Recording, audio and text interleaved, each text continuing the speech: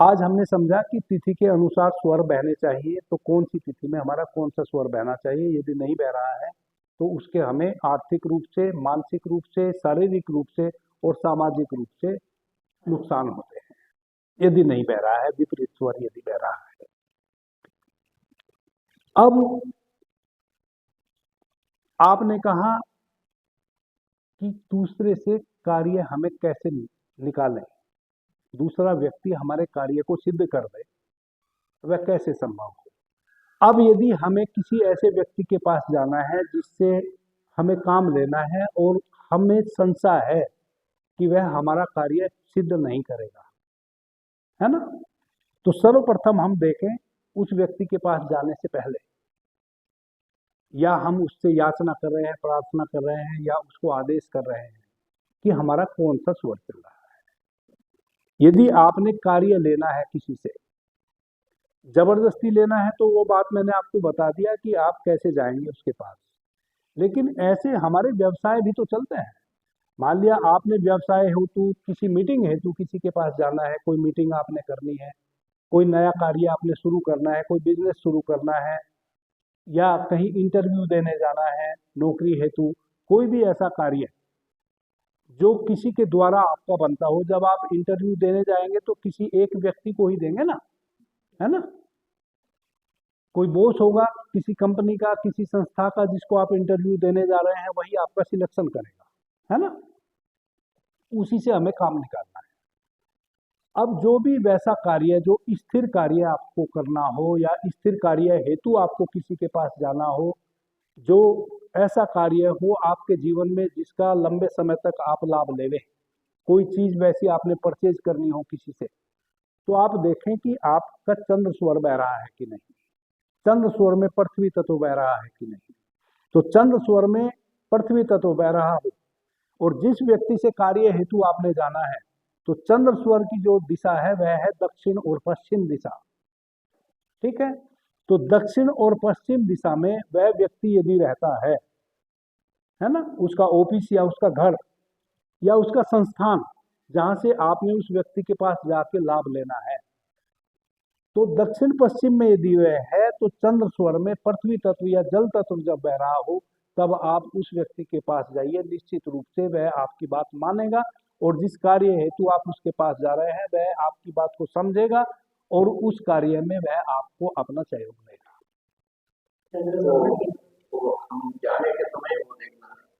जाने के समय पहले आप देखें कि मेरा चंद्र स्वर बह रहा है कि नहीं, फिर उसमें पृथ्वी तत्व बह रहा है कि नहीं। ठीक है, और दिशा कौन सी है जिस दिशा में मुझे जाना है उस व्यक्ति के पास, तो वह दिशा होनी चाहिए, चंद्र की जो दिशा है वह क्या है, दक्षिण पश्चिम, है ना। तो दक्षिण पश्चिम दिशा में यदि उसका ऑफिस, घर या जहां भी उसका व्यवसाय या फैक्ट्री कुछ भी वह है, तो निश्चित रूप से हमें लाभ मिलेगा। यदि पूर्व या उत्तर दिशा में है, तो हम सूर्य स्वर में जब हमारा पृथ्वी तत्व बह रहा हो या जल तत्व बह रहा हो, तब उस कार्य हेतु उस व्यक्ति के पास जा रहे हैं। उत्तर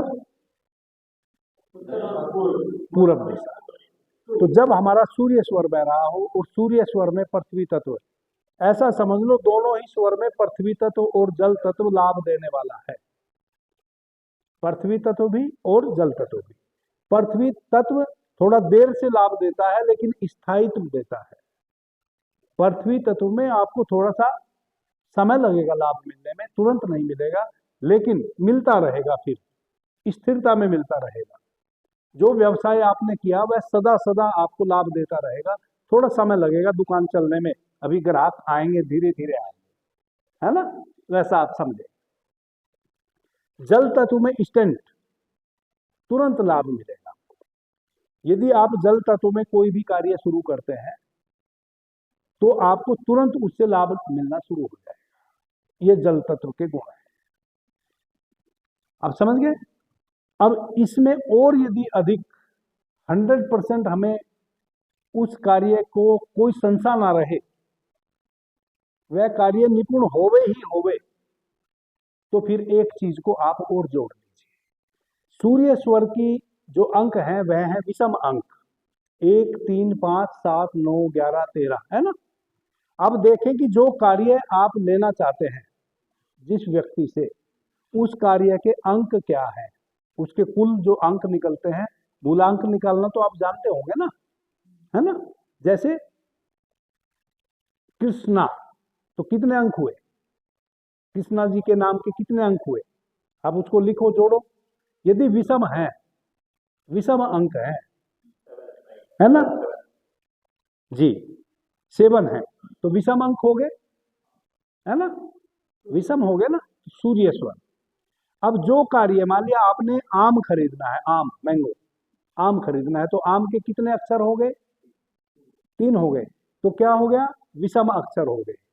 आम खरीदने के लिए आप सूर्य स्वर में पृथ्वी तत्व या जल तत्व बह रहा हो, ठीक है, और पूरब या उत्तर दिशा हो, खरीदने जाएंगे तो आपको लाभ मिलेगा। यह मैं एक आम की संज्ञा दे रहा हूं, यानी कि जिस कार्य हेतु आप जा रहे हैं, यदि उस कार्य के विषम संख्या भी है, तब तो दुनिया की कोई शक्ति आपके उस कार्य को होने से रोक नहीं सकती। कितना भी जटिल व्यक्ति हो सामने वाला, जिसपे आपको कभी बिलीव नहीं था कि वह भी आपकी बात मान लेगा, वह भी आज 100%, 100% आपकी बात मानेगा। कब मानेगा, जब तत्व भी अनुकूल हो, स्वर भी अनुकूल हो, दिशा भी अनुकूल हो और अंक भी अनुकूल हो। वैसे ही चंद्र स्वर में दक्षिण पश्चिम दिशा हो और सम अक्षर वाला कार्य हो, जिसके अक्षर सम हो, 2, 4, 6, 8, 10, जो 2 से काटे जा सकते हो, 100% आपको लाभ मिलेगा। दिशा दक्षिण पश्चिम, स्वर चंद्र स्वर और पृथ्वी या जल तत्व, अंक सम। किसी भी कीमत पे आपका वह कार्य कोई भी नहीं रोक सकता होने से। जितना भी जटिल सामने वाला व्यक्ति हो, या आपने कोई चीज खरीदनी है, बेचनी है, वह हर हाल में आप उस कार्य को निपटा पाएंगे।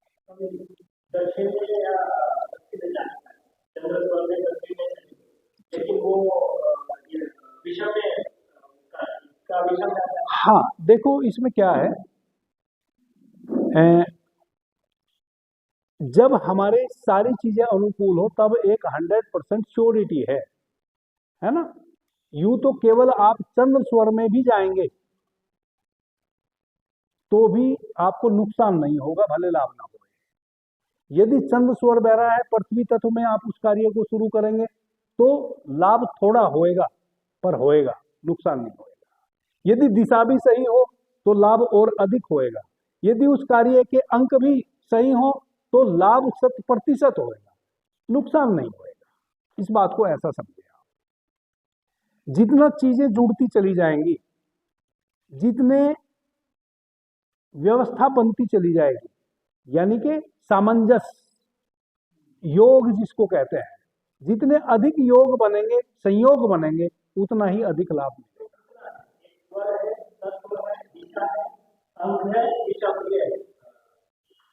तत्व, स्वर, दिशा, तत्व और अंग, हाँ, ठीक है।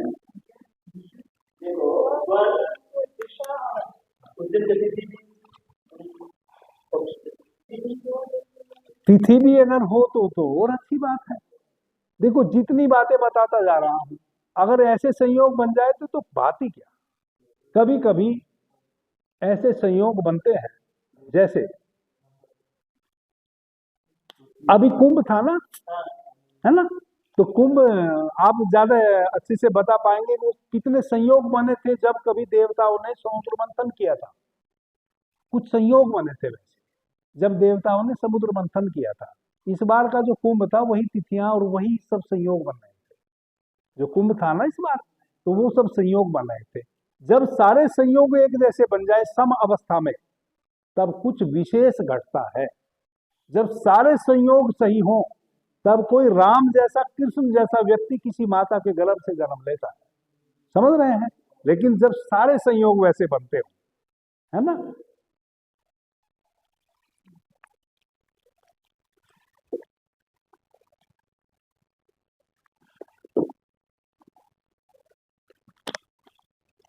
आपकी प्रश्न का उत्तर मैं इसलिए एक ही चीज पे अटक के यह बताना चाहता था कि अंक भी हम समझ लें, दिशा भी समझ लें, तत्व भी समझ लें। अब वापस से आता हूं कि सूर्य स्वर में करने वाले कौन कौन से कार्य हैं, वह आपका प्रश्न था। तो सूर्य स्वर में एक तो मैंने बताया कि कोई भी इस प्रकार का दुष्ट प्रवृत्ति का व्यक्ति है, उससे निपटने के लिए आप सूर्य स्वर में यदि निपटने जाएंगे तो निपट लेंगे। जब आपने कोई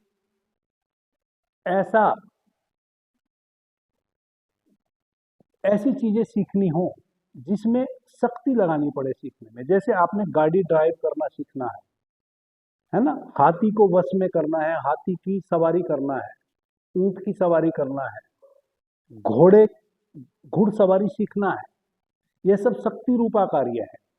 जितने भी शक्ति लगती हो जिस कार्य को सीखने में, एक्सरसाइज है या मारण मंत्र है, कठोर मंत्र है जिसको हम कठोर मंत्र कहते हैं, उन सभी चीजों को हम सूर्य स्वर में करें।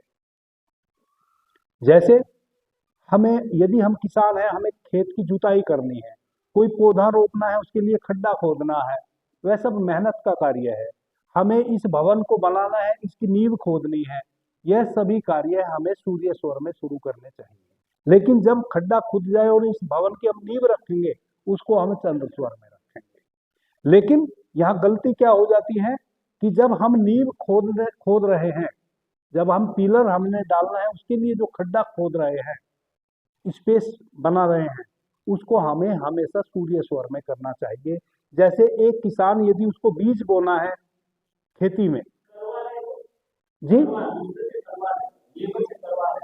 हाँ, सूर्य स्वर में, आपका जब सूर्य स्वर चला हो तब आप उसको शुरू करें, ठीक है। एक किसान जब अपने खेत की तैयारी करता है बीज रोपने के लिए, वह कल्टीवेटर चलाता है, हैरो चलाता है, उसकी मड़ाई करता है, गुड़ाई करता है ना, ट्रेलर चलाता है, नाना प्रकार के यंत्र से कृषि को तैयार करता है, भूमि को तैयार करता है बीज रोपने के लिए। जब तक वह बीज नहीं रोप रहा है, उससे पहले की जितनी भी कृषि की तैयारी है वह सब सूर्य स्वर में करनी चाहिए। जब उसको बीज रोपना हो तब वह चंद्र स्वर में बीज रोपना चाहिए। तो जितने भी वैसे कार्य हैं जो क्रूर हों, जिसमें आपको कठोर होना पड़े, जिसमें आपको शारीरिक बल लगाना पड़े, चाहे वह कोई भी ऐसा कार्य है जिसको आप सीख रहे हैं, जैसे नृत्य कला आप सीख रहे हैं। अब यदि नृत्य कला आप सीख रहे हैं तो उसमें आपको शक्ति का हास होता है, लेकिन वही यदि आप संगीत सीख रहे हैं तो उसमें आपको शक्ति का हास नहीं होता है।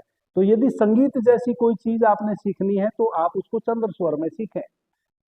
गायन सीखना है तो चंद्र स्वर में सीखें। और कोई भी ऐसी कला सीखनी है जो शारीरिक बल जिसमें ना लगता हो, केवल बुद्धि से हमें सीखना पड़े, तो वह सब हमें चंद्र स्वर में सीखना चाहिए। यदि हमें शक्ति लगानी है और तब उस कार्य को हम सीख पाएंगे तो हमें उसको सूर्य स्वर में सीखना चाहिए। वैसे ही और जितने भी कार्य हैं, स्थिर यदि कार्य है जिसमें स्थायित्व है, वह सभी कार्य और सौम्य है। जैसे आपने आभूषण खरीदना है, आपने जमीन खरीदनी है, आपने प्लाट खरीदना है, आपने बना बनाया कोई मकान या दुकान खरीदना है, आपने कोई फैक्ट्री लगानी है, आपने कुछ नया ऐसा अन्वेषण करना है जो लंबे समय तक आप उसमें बने रहेंगे, वह सभी कार्य आप चंद्र स्वर में करें। और इसको हम डिफाइन यदि करें तो जैसे फर्नीचर आप अपने घर में किसी भी प्रकार का खरीद के ला रहे हैं, एक कुर्सी ला रहे हैं, खरीद के ला रहे हैं या उसको बनवा रहे हैं, तो जब उसे बनवाएंगे आप, एक बढ़ई आएगा आपके यहाँ फर्नीचर तैयार करेगा, तो सूर्य स्वर में आप उसको बनवाना शुरू करें। यदि आप बना बनाया खरीद के ला रहे हैं, बाय करके ला रहे हैं, तो आप उसको हमेशा चंद्र स्वर में खरीदें। ये छोटे छोटे डिफरेंसेज हैं जिसको हमें समझ लेना है। स्थायी जितनी भी चीजें हैं जो लंबे समय तक हमारे समक्ष रहने वाली हैं, उनको हमेशा हमें चंद्र स्वर में ही खरीदना चाहिए और चंद्र स्वर में ही बेचना चाहिए। जमीन खरीदें, प्लाट खरीदें, घर खरीदें, दुकान खरीदें, हाँ, अब जैसे हमें मान लिया कोई मुकदमा करना है किसी पे, हमें एक लॉयर को वकालतनामा लिख के देना है ना? तो कोई भी व्यक्ति ये नहीं चाहता कि मुकदमा सारा जीवन लड़े, जितनी जल्दी उससे मुक्त हो। तो वह चर कार्य हो गया, है ना? चर कार्य हो गया। प्लस प्लस आपने मुकदमा लड़ना है, आपने सामने वाले को उस मुकदमे में हराना भी है, तो आपको उसमें सख्ती भी लगानी है ना? तो जब आप अपने वकील को, अपने लॉयर को, एडवोकेट को आप वकालतनामा लिख के देवे, तो उस पे सिग्नेचर सूर्य स्वर में करें। ऑलरेडी चल रहा हो तो उसमें आप क्या कर सकते हैं? यदि पहले से चल रहा है और आपको स्वर का उस समय ज्ञान नहीं था, तो उसमें आप क्या कर सकते हैं?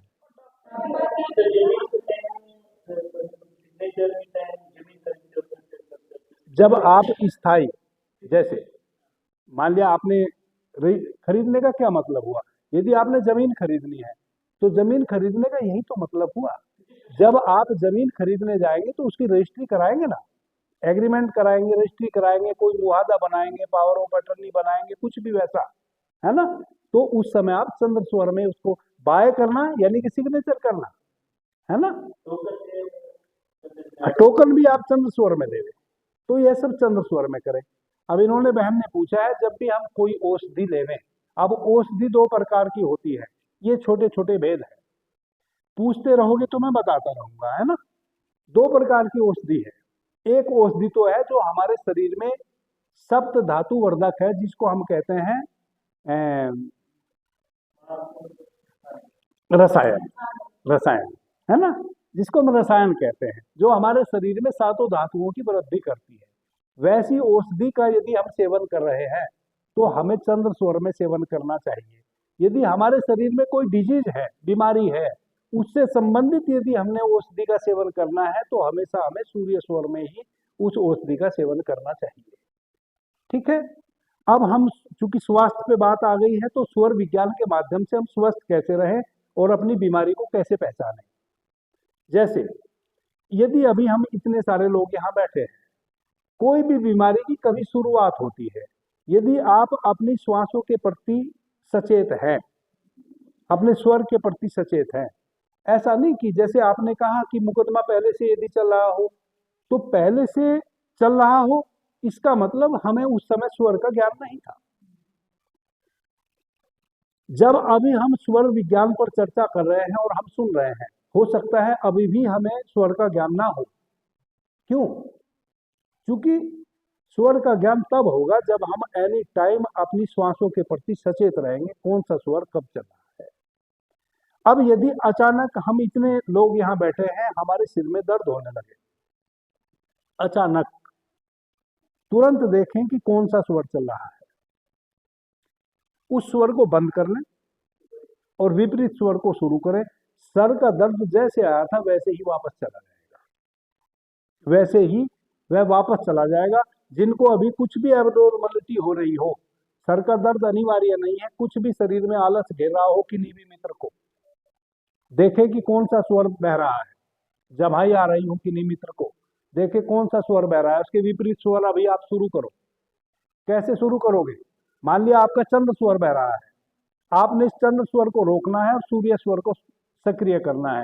तो वर्तमान में अभी यहाँ आपके पास दूसरा कोई साधन नहीं है, आप हैं और आपका शरीर है। तो अपने दाहिने हाथ की मुट्ठी को ऐसे बंद करो, बाएं हाथ की कुक्षी में ऐसे यहाँ रखो और इसको दबाओ, ठीक है? और बाएं हाथ से अपने चंद्र स्वर को बंद करो अंगूठे से, दाहिने स्वर से स्वर श्वास लेना शुरू करो। 2 से 3 मिनट में आपका स्वर चेंज हो जाएगा। आप यहाँ इसको दबा के रखें ऐसे, और ऐसे अपने बाएं हाथ के अंगूठे से अपने चंद्र स्वर को भी आपने दबा लिया, सूर्य स्वर आपका सक्रिय हो जाएगा 2 से 3 मिनट में। यदि किन्हीं की 72,000 प्राण वाहिनी नाड़ियां विषाक्त हो गई हैं, मल से भर गई है, उनका स्वर आधा घंटा भी लग सकता है चेंज ना हो, आधा घंटा उसमें लग सकता है। ऐसा भी हो सकता है कि आधे घंटे में बहुत प्रयास करने के उपरांत आपका स्वर चेंज होवे, और जैसे ही आपने उस प्रक्रिया से हटे, वापस फिर आपका स्वर बदल जाए। इसका मतलब आपकी प्राणवाहिनी नाड़ियां पूरी तरह से विषाक्त हो चुकी है, मल से युक्त हो चुकी है। जब तक आप उनका शोधन नहीं करेंगे, तब तक आपके स्वर सुचारू रूप से कभी भी नहीं चलेंगे। जी बदल गया ना। तो एक तो यह तरीका हुआ। अब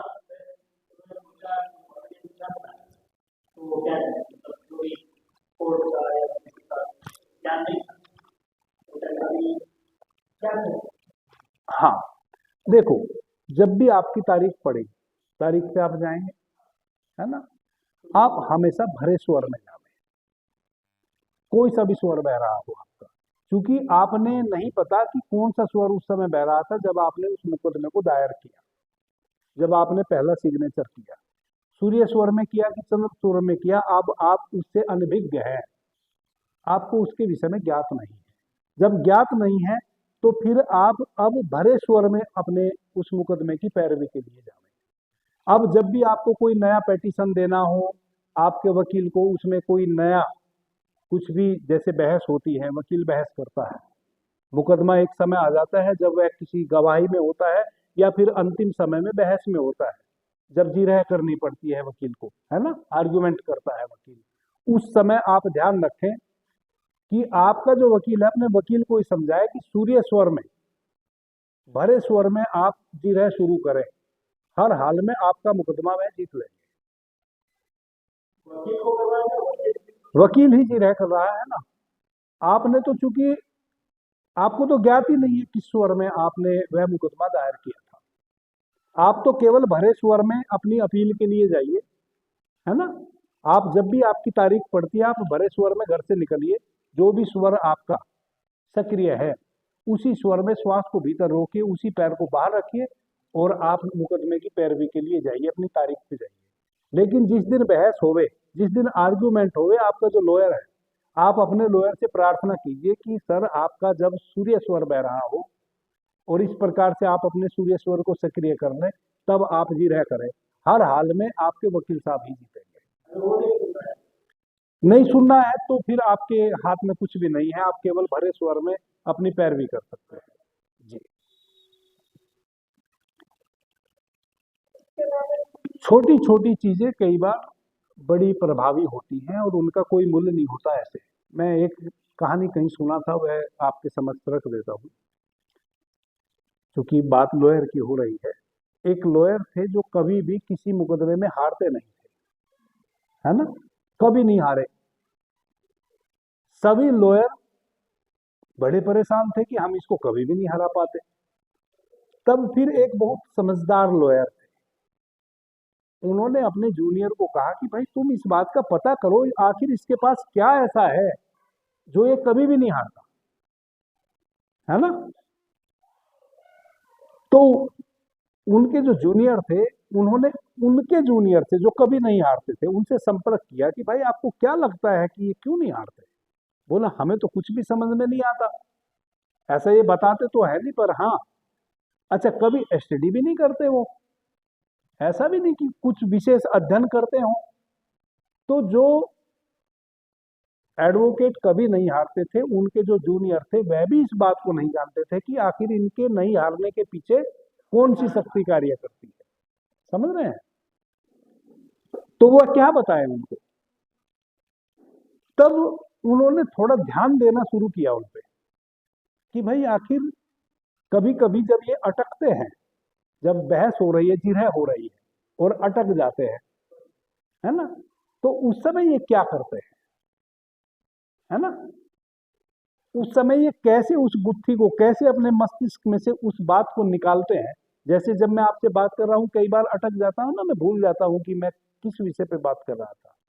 तो जब भी आप भूलते हैं किसी बात को, या तो आपका हाथ यहाँ चला जाएगा, प्रत्येक व्यक्ति का अपना अलग अलग एक गेस्चर बन जाता है, और जैसे ही आप उस गेस्चर में होते हैं तुरंत आपको वो बात याद आ जाती है। ऐसा नहीं कि दूसरे से पूछना है आपने, स्वयं से ही याद आ जाए, है ना। आपके शरीर के कुछ वैसे पॉइंट है प्रत्येक व्यक्ति के अलग अलग, जहां हाथ चला जाएगा आपका और तुरंत आपको वो गुत्थी याद आ जाएगी। तो एक बहुत समझदार लॉयर थे, उन्होंने उनको ऑब्जर्व करना शुरू किया।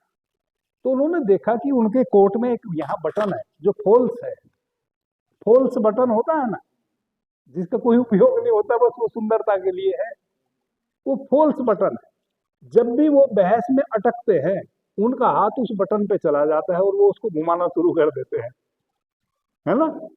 जैसे ही वो उस बटन को घुमाना शुरू कर देते हैं, कुछ ही सेकंड में उनका मस्तिष्क कार्य करना शुरू कर देता है, वो न्यूट्रल हो जाता है। और वह जो है ना, वह जो उनका फोल्स बटन है, वह उसको घुमाते हैं तो सारा चित्त उनका वहां अटक जाता है। जैसे ही सारा चित्त वहां अटका, वह न्यूट्रल हुए। जैसे ही कुछ क्षण के लिए भी न्यूट्रल हुए, तैसे ही वापस से उनके मस्तिष्क को एनर्जी मिलती है और वह उस सूत्र को भीतर, उनका मस्तिष्क उनको कहता है कि अब आगे यह बोलना है। तो वो उनका न्यूट्रल जो होने का तरीका था, वो वह बटन था, है। अब उन्होंने कहा कि भाई इस बार तो सूत्र मिल गया, अब हम इसको हराएंगे। तो कैसे हराएंगे? चोरी से जाके उनके चैम्बर में जो उनका कोट टंगा रहता था, उनका वो बटन तोड़ दिया। ठीक है, ठीक है जी, वो बटन तोड़ दिया। अब किसी मुकदमे में उनको बहस करनी थी, जो उनके खिलाफ, जिस लॉयर को उनके खिलाफ खड़ा होना था, उन्होंने वो बटन तोड़वा दिया। बड़ा मुकदमा था, बहुत बड़ा मुकदमा था, जिसमें यदि वह लॉयर हार जाए तो उसकी सारी प्रतिष्ठा दांव पे लग जाए। जो भी अब तक उसने मुकदमे जीते हैं, वो सब खत्म। यानी कि प्रतिष्ठा दांव पे लगने वाली बात थी। तभी सामने वाले ने इतनी मेहनत की थी कि उसको ऑब्जर्व किया कि आखिर इसकी वीकनेस क्या है ना।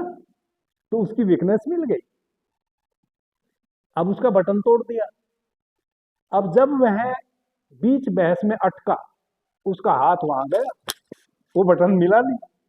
बटन नहीं मिला तो पहली बार वह आश्चर्यचकित हुआ। उसने अपने पे ध्यान दिया कि बटन कहाँ गया। उसने ऐसे खोजा, पॉकेट में खोजा, टूट के कहीं पॉकेट में तो नहीं चला गया, वो बटन नहीं मिला। और वो पहली बार वह एडवोकेट हार गए, है ना, हार गए। वो न्यूट्रल नहीं हो पाए, उनका मस्तिष्क लगातार सक्रिय रह गया। बटन मिला नहीं, बटन कहाँ गया, अब तक तो था, कल तक तो था। मस्तिष्क न्यूट्रल नहीं हुआ, सक्रिय रह गया। उस सक्रिय अवस्था में वह गुत्थी नहीं सुलझ पाई। जो आर्ग्यूमेंट करना था वह आया ही नहीं थॉट। वह थॉट तो तब आता जब कुछ क्षण के लिए वह न्यूट्रल होते। यह न्यूट्रल होना अनिवार्य होता है। ठीक है जी। अब हाँ, क्या विषय था हमारा? हाँ, तो हमें जब भी वकालतनामे पे सिग्नेचर करना है, सूर्य स्वर में करना है। तो इस प्रकार के जितने भी कार्य है वह हम सूर्य स्वर में करें, हमें हमेशा सफलता मिलेगी। जो सौम्य कार्य है वह हम चंद्र स्वर में करें, हमेशा सफलता मिलेगी। अब सौम्य जो कार्य है वह आप अच्छे से जानते हैं, जो शुभ है, जिस कार्य को करने से मुझे भी लाभ होता हो और सामने वाले को भी लाभ होता हो। कई बार हम वैसे लाभ कमाते हैं जिसका मुझे तो लाभ हुआ, सामने वाले को नुकसान हो गया। शुभ कार्य कौन होता है? जिसमें उतना ही लाभान्वित मैं हूं और उतना ही लाभान्वित दूसरा भी होवे। जैसे एक दुकानदार है, किसी कंपनी ने कोई सामान बनाया, वह सीएनएफ के पास गया, सीएनएफ ने 2% उसमें से अपना इनकम ले ली। सीएनएफ के पास से फिर वह थोक विक्रेता के पास गया, उसने भी अपनी 2% इनकम ले ली। अब थोक विक्रेता के पास से वह रिटेलर के पास गया, उसने भी 2% इनकम ले ली, और रिटेलर से हम खरीद के ले आए। ठीक है, सब लाभ कमाते आ रहे हैं उस एक प्रोडक्ट से। और हम जो खरीद के लाए हैं, जिस उद्देश्य से हम उसको खरीद के लाए हैं, उसने हमारे भी उद्देश्य की पूर्ति की। मान लिया मैं एक टूथपेस्ट खरीद के लाया हूं, तो उसने मेरे दांत साफ किए, है ना, मुझे उसका लाभ मिला, टूथपेस्ट का मुझे लाभ मिला ना। लेकिन जिसने उस कंपनी ने टूथपेस्ट को बनाया है, उसको भी लाभ मिला। मेरे उस टूथपेस्ट को खरीदने से उस बनाने वाले को भी लाभ मिला, सीएनएफ को भी लाभ मिला, थोक विक्रेता को भी लाभ मिला, और जो रिटेलर है उसको भी लाभ मिला। यह सब शुभ कार्य है जिसमें हम सब लाभान्वित होते चले। एक कार्य है, हमने किसी पशु की बलि दे दी, है ना, वह पशु मर गया, उसको तो कोई लाभ नहीं मिला, उसकी तो हत्या हो गई, क्रूर कार्य है ना।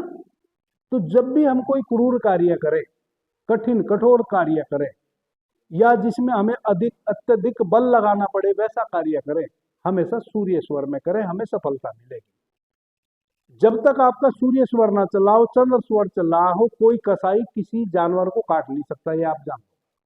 तो कटेगा ही नहीं उससे, उसके भीतर भी ममता जग जाएगी, करुणा जग जाएगी, है ना। उसके भीतर सूर्य स्वर जब चल रहा होता है तभी वह उसको काट पाता है, वरना तो वह पेंडिंग में डाल देता है कि अभी तो पहले से जो उसने अपनी दुकान में काट पीट के रखा है वो बिक जाएगा तब काटूंगा, है ना, ताजा ताजा उस समय काटूंगा, ऐसा कसाई सोचता होगा, मैं ऐसा अनुमान लगाता हूँ। तभी काट पाएगा, काट ही नहीं पाएगा तब तक। हाँ, कोई ना कोई बाधा उसके सामने आती रहेगी, काट नहीं पाएगा, है ना। सूर्य स्वर में ही हम कठिन कार्य कर पाएंगे, और उसमें भी जब उसको, जैसा कि कल मैंने कहा था कि जब सूर्य स्वर में आकाश तत्व बह रहा होता है तब तब तो वह हजारों को काट देगा, तब उसके पास कोई दया भाव नहीं है। हाँ, तब उसके पास कोई दया भाव नहीं है। लेकिन हाँ जी,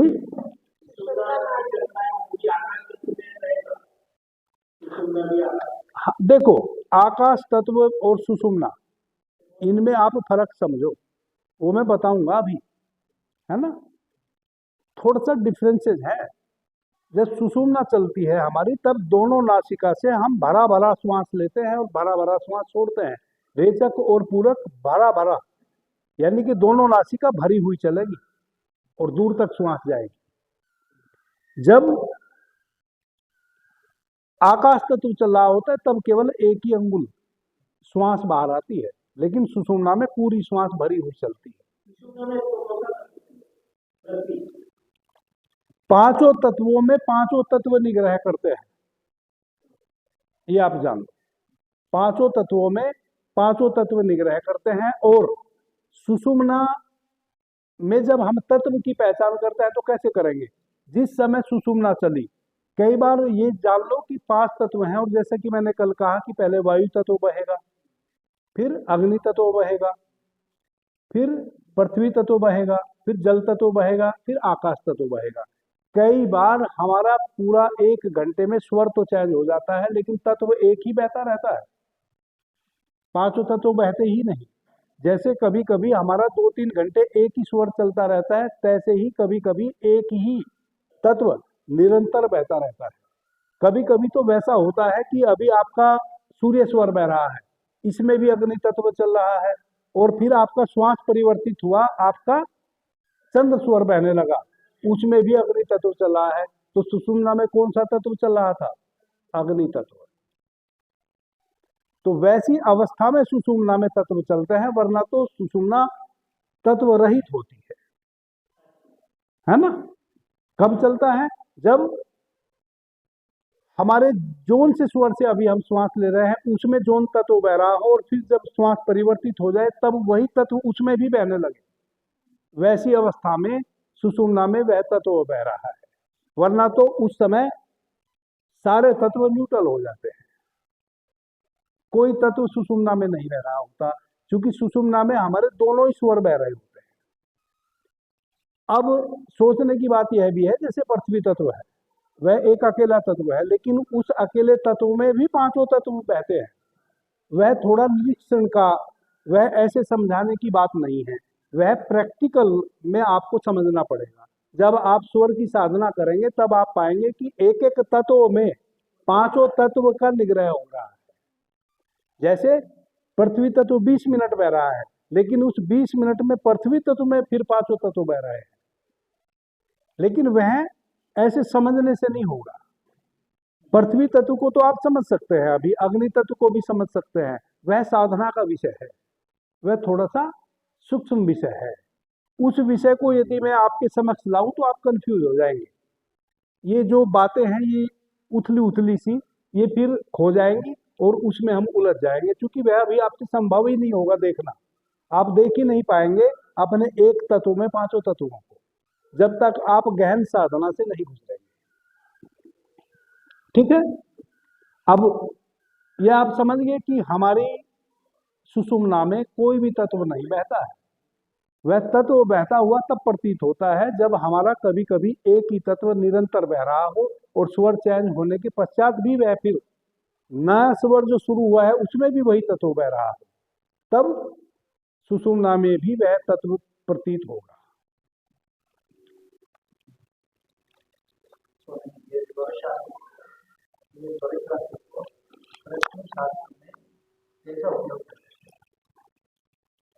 यदि कोई आगे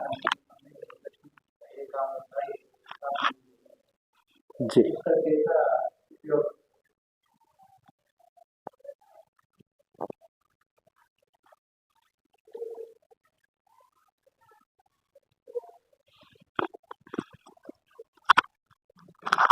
जैसे मैं यहाँ बैठा हूँ, आप आते हैं, कोई पर्सन आप लेके आते हैं कि गुरुजी मेरा यह कार्य है, यह है मैं करूँ या ना करूँ, है ना, मेरे लिए करना शुभ होगा या नहीं करना शुभ होगा। महत्व है शुभ का। कई बार कोई कार्य हमारे लिए नहीं करना शुभ होता है, जैसे हम किसी स्थान पर नहीं गए तो अच्छा हुआ, है ना, चले जाते तो बुरा होता, लेकिन हम जाना चाहते थे, जा नहीं पाए, है ना। कभी कभी आप किसी वाहन में, कोई सार्वजनिक वाहन है ना, अभी एक फ्लाइट अहमदाबाद में वो क्रैश करी है ना, केवल एक व्यक्ति उसमें बचा है ना, तो वह जितने भी व्यक्ति उसमें थे,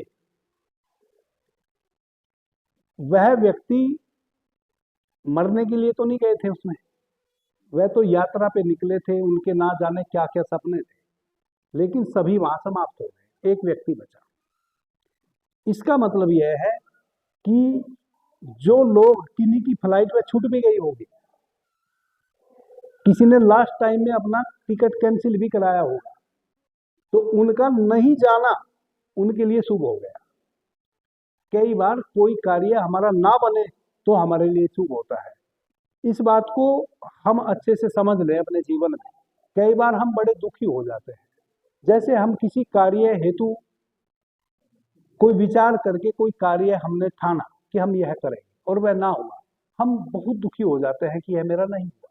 कई बार नहीं होने में ही हमें लाभ होता है, कई बार होने से हमें लाभ होता है। यह हमारे लिए संशय का विषय है।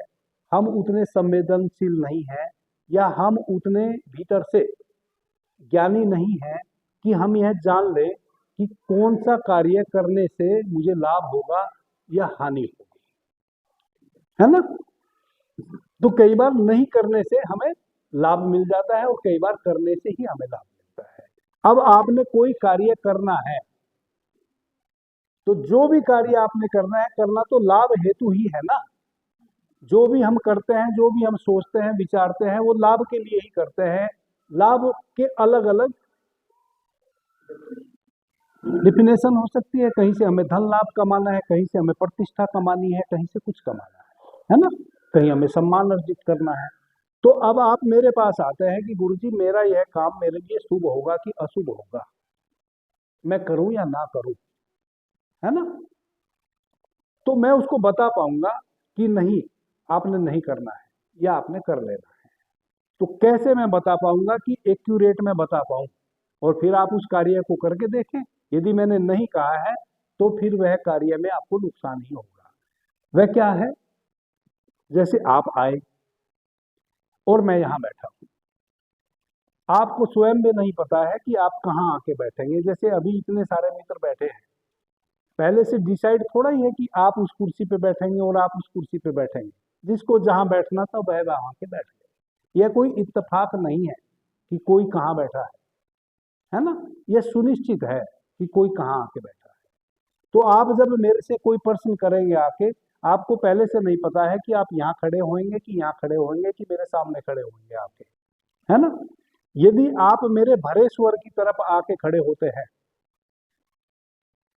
मेरा सूर्य स्वर चल रहा है और आप इस साइड आके खड़े होते हैं और आप मेरे से प्रश्न करते हैं कि गुरुजी मेरा कार्य बनेगा या नहीं बनेगा,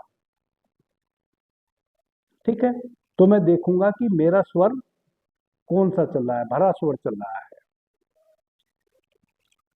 तो बनेगा, कार्य आपका बनेगा। दूसरी बात, जब मैं श्वास ले रहा था तब आपने पर्सन किया कि जब मैं श्वास छोड़ रहा था तब पर्सन किया? यह थोड़ा फिर सूक्ष्म विषय है। यदि सूर्य स्वर मेरा चल रहा है और आप सूर्य स्वर की तरफ ही आके मेरे से पर्सन करते हैं, और जब आपने पर्सन किया उस समय मैं श्वास ले रहा था, 100% आपका काम बनेगा, आप उस काम को कर लो। मैं कह सकता हूं कि आप उस कार्य को करो, आपको उसमें सफलता मिलेगी। यदि मैं जब श्वास छोड़ रहा था तब आपने पर्सन किया, लेकिन किया भरे स्वर की तरफ ही, तब आपका काम बन भी सकता है, नहीं भी बन सकता है, नुकसान नहीं होगा, नुकसान नहीं होगा। ठीक है। यदि मेरा सूर्य स्वर नहीं चल रहा है, चंद्र स्वर चल रहा है, और आप सूर्य स्वर की तरफ आके मेरे से प्रश्न करते हैं कि गुरुजी मेरा काम बनेगा या नहीं बनेगा, तो 100% नहीं बनेगा। ठीक है, नहीं बनेगा। यदि उस समय मैं श्वास ले रहा था तब आपने प्रश्न किया, ठीक है, तो काम तो नहीं बनेगा लेकिन नुकसान नहीं आएगा। लेकिन यदि मैं श्वास जब बाहर छोड़ रहा था तब आपने प्रश्न किया, तब तब आपका कार्य तो बनेगा ही नहीं, नुकसान भी होएगा। अब आप पूछेंगे कि नुकसान कैसे होएगा, हमने तो कार्य किया ही नहीं वह, है ना। तो कभी कभी हमें नहीं करने से नुकसान होता है और कभी हमें करने से नुकसान होता है। कभी हमें उस फ्लाइट में बैठना था तो मैं यहां तक पहुंच गया, और कभी उस फ्लाइट में नहीं बैठा तो ही फायदा हुआ उन लोगों के लिए जो उसमें नहीं बैठे थे, क्योंकि उसका एक्सीडेंट हो गया। समझ रहे हैं जी? मैं सब बता रहा हूं, चिंता मत करो। ठीक है।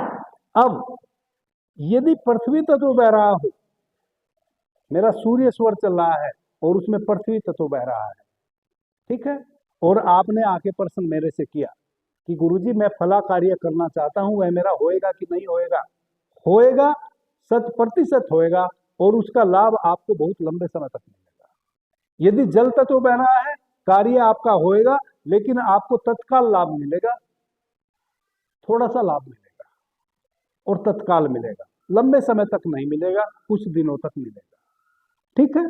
यदि पृथ्वी तत्व नहीं बह रहा था और जल तत्व भी नहीं बह रहा था, वायु तत्व बह रहा था या अग्नि तत्व बह रहा था, ठीक है, या आकाश तत्व बह रहा था, और आपने मेरे से प्रश्न किया कि मेरा काम बनेगा कि नहीं बनेगा, क्योंकि स्वर तो मेरा भरा था और आप भरे स्वर की तरफ आगे मेरे से प्रश्न कर रहे हैं, लेकिन तत्व अग्नि तत्व चल रहा है, काम तो बनेगा, काम तो आपका शुरू हो जाएगा, लेकिन सब कुछ समाप्त हो जाएगा, उसके साथ जितनी पूंजी आपने उसमें लगाई है वह पूंजी भी, और उससे बचने के लिए और पूंजी भी।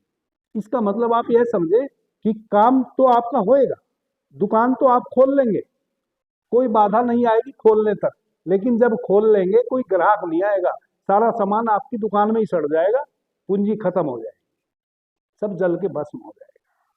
ठीक है। अब यदि वायु तत्व मेरा बह रहा हो तो आप उस काम में टिकेंगे नहीं। अभी आपने किसी और चीज की दुकान खोली, काम बनते रहेंगे, दुकान आप करते रहेंगे, उसमें कोई अड़चन नहीं आएगी। आपने मान लिया सब्जियों की दुकान खोलनी है तो आप खोल लेंगे, पूंजी भी आपको कहीं से आ जाएगी दुकान खोलने की। फिर आपने कंप्यूटर की दुकान खोलनी है ना, लैपटॉप बेचने हैं, मोबाइल बेचने हैं, देखो बिल्कुल विपरीत हो गया ना, उसमें अधिक पूंजी की आवश्यकता है। ठीक है, तो वह भी आप खोल लेंगे, क्योंकि कहीं से आपको उधार पैसा मिल जाएगा, आप चाहेंगे जो वो हो जाएगा। लेकिन चूंकि वायु तत्व बह रहा है, वायु तत्व बह रहा है, वायु तत्व चंचलता का प्रतीक है। क्योंकि आप भरे स्वर में मेरे से प्रश्न किए हैं, ये तो समझ गया कि काम तो बनेगा आपका, लेकिन एक ही काम में आप स्थिर नहीं रहेंगे, आप एक कार्य को छोड़ेंगे दूसरे को शुरू करेंगे और निरंतर आपको नुकसान होता चला जाएगा। आप कर्ज में जाते चले जाएंगे, क्योंकि कर्ज देने वाले आपको कर्ज देते रहेंगे, है ना, काम आप करते रहेंगे लेकिन सफल नहीं होंगे उसमें। जब वायु तत्व बह रहा हो, जब आकाश तत्व बह रहा हो, तब तो आप भी जीवित बचेंगे कि नहीं उस कार्य को करने के लिए, ऐसा समझे। ठीक है, तब तो मैं कह सकता हूं कि आप सोचिए भी मत उस कार्य के लिए, करना तो दूर की बात है, सोचिए भी मत।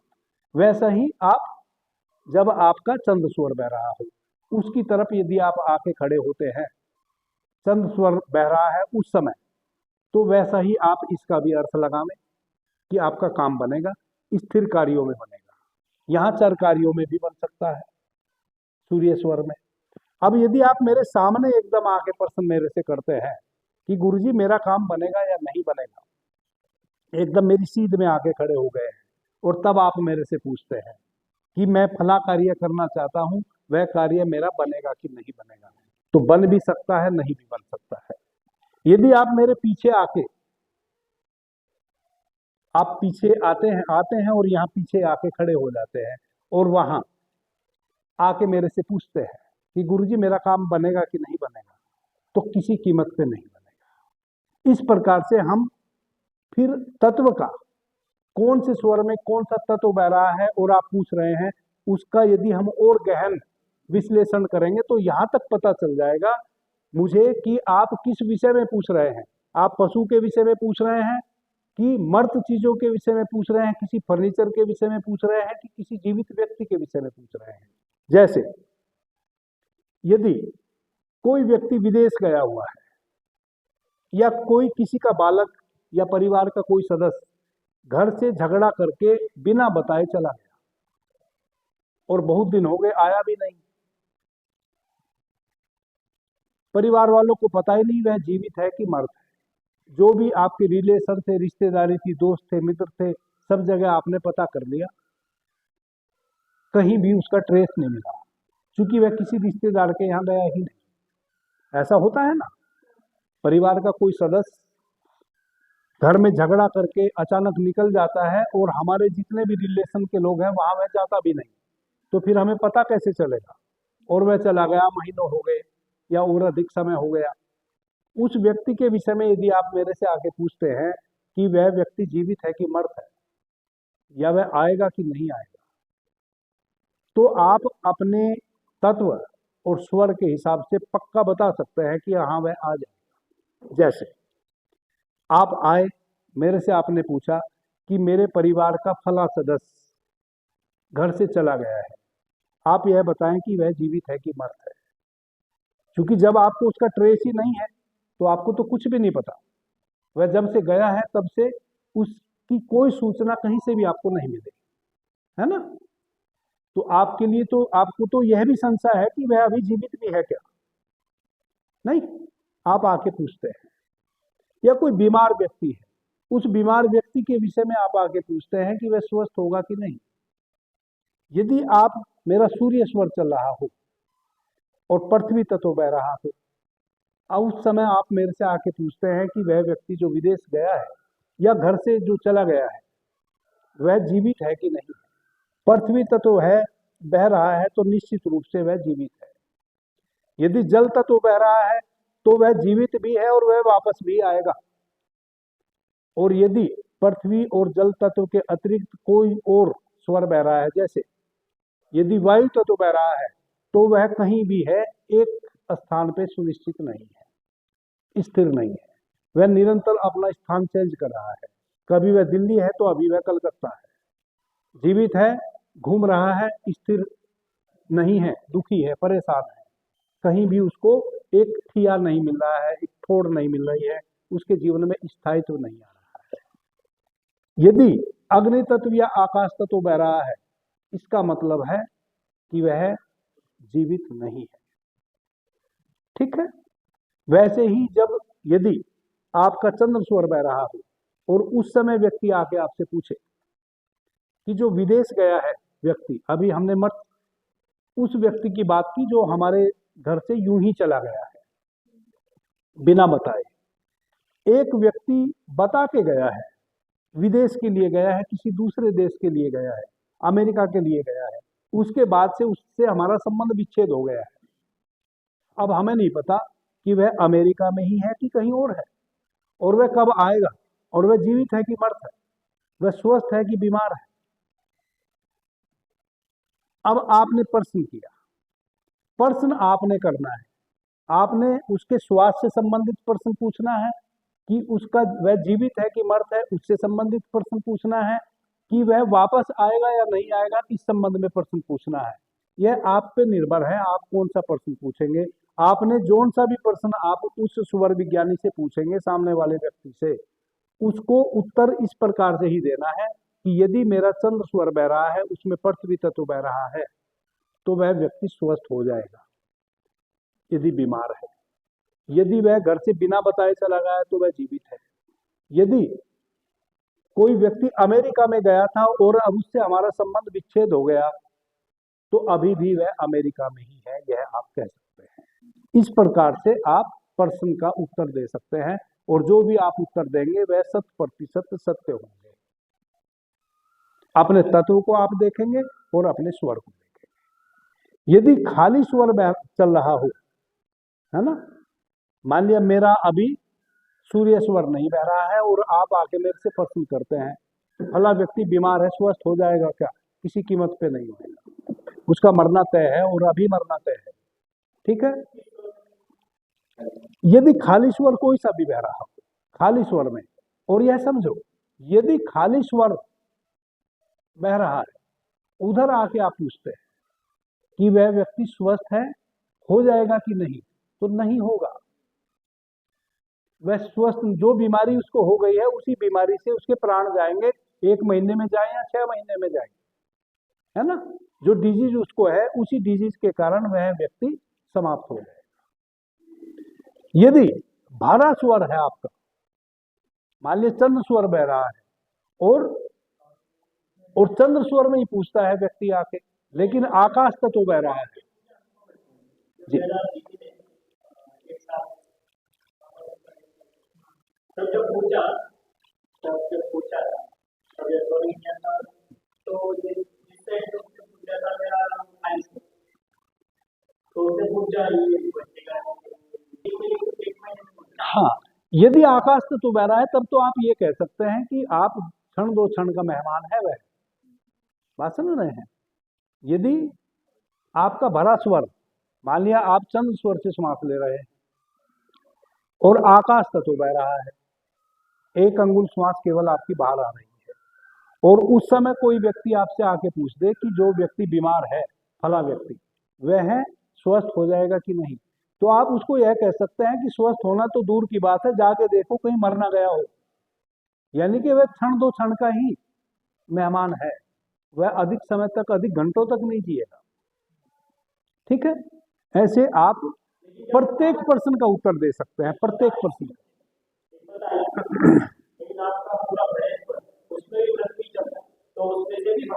उसमें से भी बाहर आ जाएगा, उसमें से भी वह बाहर आ जाएगा। नहीं, समझो बात को। स्वर विज्ञान छोटी छोटी चीजों पे निर्भर करता है। जैसे मैंने अभी कहा कि आपका स्वर भी शुभ हो, तत्व भी शुभ हो, दिशा भी शुभ हो, अंक भी शुभ हो, तब आप उस कार्य को करें तो 100% आपको लाभ मिलेगा। लेकिन इनमें थोड़ा सा एक चीज भी यदि विपरीत है तो उतने ही अल्प मात्रा में आप संशय में आ जाइए कि शायद उसमें 90% वह कार्य हो सकता है, 10% नहीं हो सकता है। जब आप फोन पे किसी से प्रश्न करते हैं तब जरूरी नहीं है कि एक्यूरेट बता पाए, चूंकि सही तरीके से तो स्वर विज्ञानी तभी बता पाएगा जब आप उसकी कौन सी दिशा में आके पूछते हैं प्रश्न। अभी एक घटना घटी, बेटा घटे ना मेरे साथ, एक व्यक्ति मेरे से पूछे, वो पंजाब में रहते हैं, तो मैंने उनको कहा कि आप कल 2 बजे, सही 2 बजे मुझे फोन करें,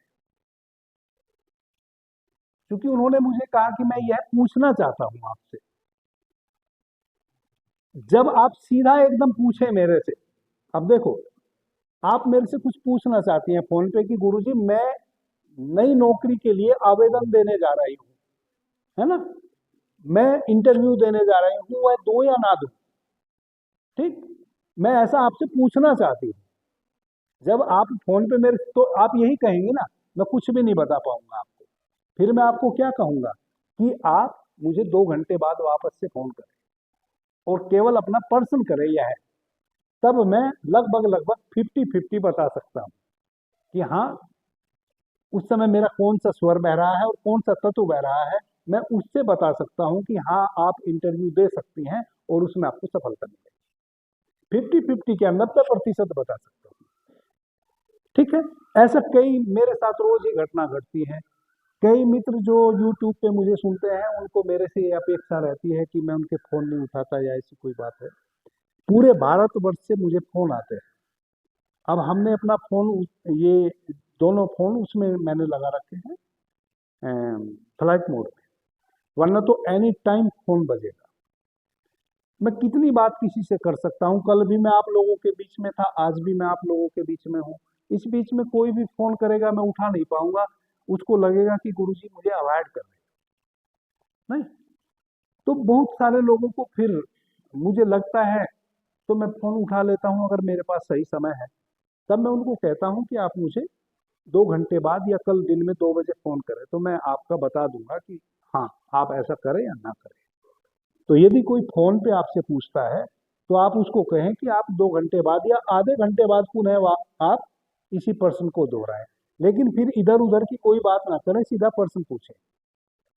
आप देखें कि आपका कौन सा स्वर बह रहा है और कौन सा तत्व बह रहा है तो आप उसको उत्तर दे सकते हैं।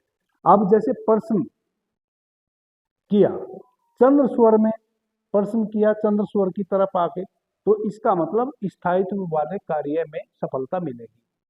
उसको बताने वाला हाँ, पंजाब की पंजाब हाँ वो अपने बेटे के विषय में पूछे कि हमने अपने बेटे के लिए एक लड़की देखी है ना, हम रिश्ता तय करने जा रहे हैं, तो वो क्या वो है लड़की ठीक रहेगी, वो रिश्ता ठीक रहेगा। मैंने उनको कहा कि आप क्यों परेशान हो रहे हैं, आपके लड़के ने तो लड़की देख रखी है, आप अपने लड़के से पूछो। वो ऑलरेडी लड़की देखे बैठा है। जिस लड़की को आप देखने जा रहे हैं वह अच्छी हो या बुरी हो, उससे उसका विवाह होएगा ही नहीं, क्योंकि वो पहले से ही लड़की देख के बैठा है। उन्होंने कहा ये आप क्या बात कर रहे हैं, हमारा लड़का तो बहुत सीधा है। मैं बोला इतना सीधा नहीं है जितना आप समझ रहे हैं, आप पूछो उससे एक बार प्रेम से। उन्होंने पूछा, वो सत्य बात निकली, अब उसी से फिर उसके विवाह की बात चल रही है। तो ऐसा होता है, सही स्वर में सही पर्सन तरीके से यदि आप पूछे और तरीके से ही सामने वाला उत्तर दे। थोड़ा समय लगता है इसमें। ये पर्सन कुंडली और भी सूक्ष्म है, ये मैंने आपको 10% बताया है, ऐसा समझो आप। यह और जटिल है, बहुत सूक्ष्म है, लेकिन उसमें अपना समय मत खो, अभी उसको आप समझ नहीं पाएंगे। इसको और बहुत सूक्ष्म है, यह बहुत ही जटिल है ना। आप यहां तक बता सकते हैं जब कोई सामने वाला आपसे आके पूछे, जैसे आप पूछेंगे उससे आके कि मेरे परिवार का एक सदस्य कहीं बाहर चला गया है, वह आएगा कि नहीं, तो जिससे आपने प्रश्न किया है स्वर विज्ञानी से, वह यह भी बता देगा कि आप गलत बोल रहे हैं, आपका कोई व्यक्ति कहीं नहीं गया है ना। आपकी भैंस चली गई खुल के या गाय चली गई, आदमी नहीं गया, गाय गई है, उसको यह तक पता चल जाएगा। ठीक है, आपका कोई सामान चोरी हो गया है, आप सामान से संबंधित बात पूछ रहे हैं कि मेरा सामान चोरी हुआ, आएगा कि नहीं, है ना। लेकिन आप गलत तरीके से पूछ रहे हैं, आप गलत तरीके से पूछ रहे हैं, यह भी स्वर विज्ञानी को पता रहेगा कि जो विषय पे आप पूछ रहे हैं वह जीवित व्यक्ति नहीं है, वह कोई प्राणी नहीं है, वह वस्तु है। यह तक पता चल जाएगा, यह फिर जटिल विषय है, यह किसी को भी समझ में नहीं आएगा, है ना। तो हम आगे बढ़ते हैं, है ना। अब हमें स्वर को कैसे बदलें, वह एक विधि तो मैंने बता दी।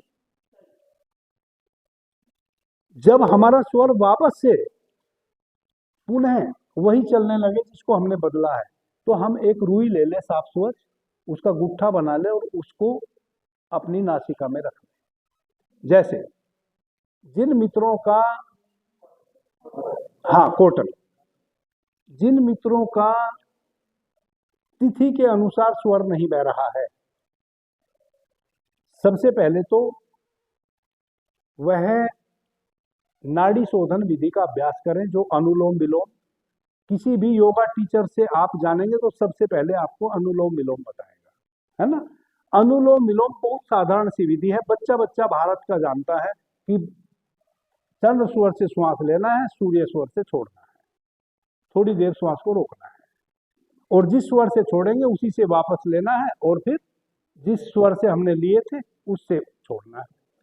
तो इस प्रकार से विपरीत लेना है, विपरीत छोड़ना है। ये सभी लोग जानते होंगे अनुलोम विलोम। तो यह नाड़ी शोधन विधि का अभ्यास है और बहुत ही सूक्ष्म है और बहुत ही शक्तिशाली है। यह कोई साधारण नहीं है, यह बहुत असाधारण है। यदि आप इसका प्रयोग करें 10 मिनट कम से कम सुबह में, दोपहर में और शाम को 3 बार कम से कम आप 10-10 मिनट इस अभ्यास को करेंगे तो आप अपने जीवन में पाएंगे कि चमत्कार हो गया, आप एक दूसरे ही व्यक्ति हो गए ऊर्जा के तल पे। आपका सब कुछ बदल जाएगा, आपकी सोच बदल जाएगी, आपके चेहरे का जो नूर है, जो आपका आभा मंडल है, जो चमक है, वह भी बदल जाएगी कुछ ही दिनों में, मुश्किल से 1 सप्ताह में। और कुछ भी नहीं करना, जहां बैठे हैं बाएं स्वर से श्वास लिया, दाहिने से छोड़ा, कुछ समय रोका, अंतर कुंभक किया, यदि संभव हो तो बहिर्कुंभक, जैसे चंद्र स्वर से श्वास को लिया। बस इतना ही ध्यान रखें कि श्वास को कभी भी स्पीड से नहीं लेना, शक्ति से नहीं लेना, बहुत सहजता के साथ श्वास को भीतर लेना है। आपको पता ना चले कि आप श्वास ले रहे हैं, यानी कि कोई आहट ना हो। इस प्रकार से बिना आहट के धीमी गति से श्वास लीजिए, फिर उसको रोकिए। जितने सेकंड आपने श्वास को भीतर भरने में लगाए हैं, उतने ही सेकंड फिर आप दूसरी नासिका से यानी कि सूर्य स्वर से श्वास को बाहर छोड़ने में लगाइए। दोनों में थोड़ा भी समय का अंतर ना हो। अनुलोम विलोम जानते तो सब है, लेकिन कुछ सूक्ष्म भेद है, बस इनको जानना है। वह सूक्ष्म भेद यही है कि बिना साउंड के, बिना ध्वनि रहित, बिना ध्वनि के ध्वनि रहित आपको श्वास धीमी गति से भीतर लेना है, और जिस गति से भीतर लेना है उसी गति से बाहर छोड़ना है। गति में थोड़ा सा भी फर्क ना हो। श्वास को भीतर रोकना है, छोड़ना है, छोड़ने के पश्चात जितना सहज रूप से, जितने समय आप श्वास को बाहर रोक सकते हो, बाहर उसको रोक के रखिए, फिर धीमी गति से श्वास को भीतर लीजिए। इस प्रकार से 40 टाइम आप अपने चंद्र स्वर से और 40 टाइम सूर्य स्वर से श्वास को लीजिए। चंद्र स्वर से श्वास को लिया, सूर्य स्वर से छोड़ा, फिर सूर्य स्वर से श्वास को लिया, चंद्र स्वर से छोड़ा। ये एक प्रयोग हुआ, ये एक अभ्यास हुआ। इस प्रकार से हमें 40-40 अभ्यास करना।